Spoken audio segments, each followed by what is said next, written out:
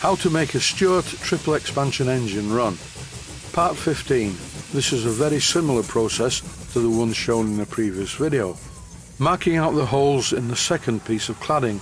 The job is more difficult as there are a lot more holes to drill and they all have to be accurate to match the holes in the castings.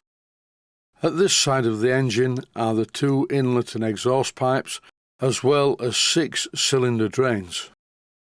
On the original piece of cladding, most of the holes actually match the holes in the casting, but 1 or 2 don't. The job starts by removing the inlet exhaust link pipes. As you are probably aware, this is a triple expansion engine, so the steam goes into the high pressure cylinder, then it exhausts into the inlet of the intermediate cylinder, which in turn exhausts into the inlet of the low pressure cylinder. This is a particularly good way to allow maximum power, as the steam gives up its energy 3 times. All it means for me at the moment is that there are a lot more holes to drill in the cladding for this side, and first of all I have to remove everything. You may have noticed, in fact I'm sure you've noticed, that the drain cocks are not in the right position, so that's a job that I have to do. I need to level them up so they look right. For this part of the job, I'm removing the cylinder drains and putting them in a box. Nothing difficult here, they just unscrew from the holes in the castings. When I refit them, I'm not going to use shim washers, I can't get them in this size. So I'm going to use some stuff called SAS thread locker, which should hold the drain cocks in the correct position. And furthermore, it will seal the thread. One of these drains was very loose, so I'm tightening it up. With the cylinder drains out of the way, the next job is to remove the small studs. Some of these studs are not so good. I'm not quite sure whether or not the threads in the castings are stripped. On this engine I found evidence of quite a lot of over-tightening of the fittings. And these studs are very small, the 7BA. I personally think they're too small. They'd have been better if they were 6BA. But I will try and use the original fittings, and if necessary, I will use Loctite 603 retainer to hold them in place. They're coming out easily enough. 1 or 2 of them were a little bit sticky, but this pair of ultra-long and ultra-fine narrow-nose pliers is a great help in removing them. I think I'll check the depth of some of these studs, and if necessary, I can drill the holes slightly deeper and thread them slightly deeper. But then I won't be able to use the original studs, I'll have to use commercial studding, which has a thread all the way down. The time has come to copy the shape of the original piece of cladding onto my piece of Christmas card.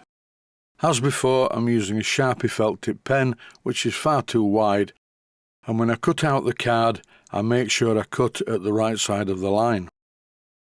This is something that I didn't do in the last episode when I showed making the cladding for the other side.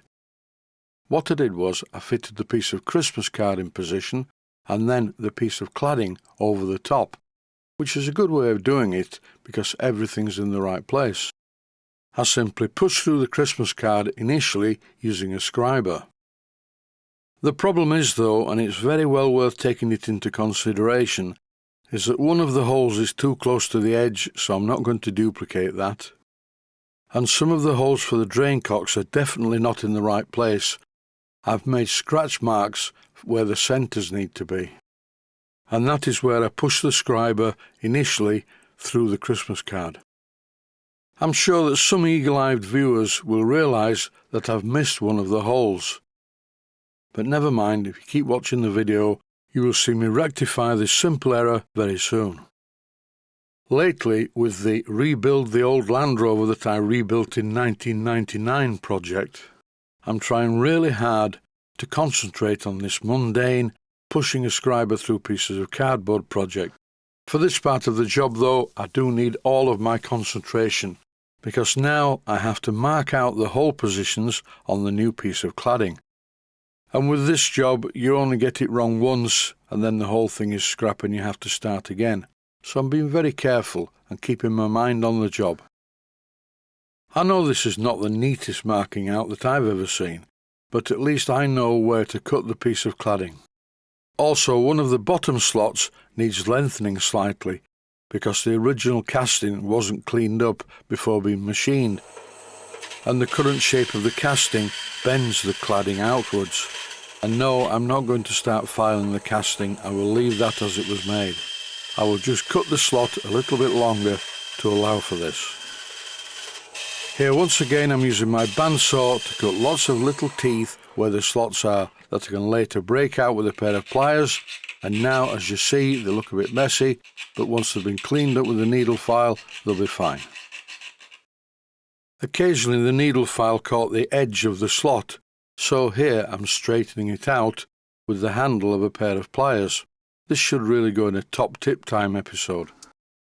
The good thing is, the plastic covering on the handle of the pliers doesn't mark the cladding.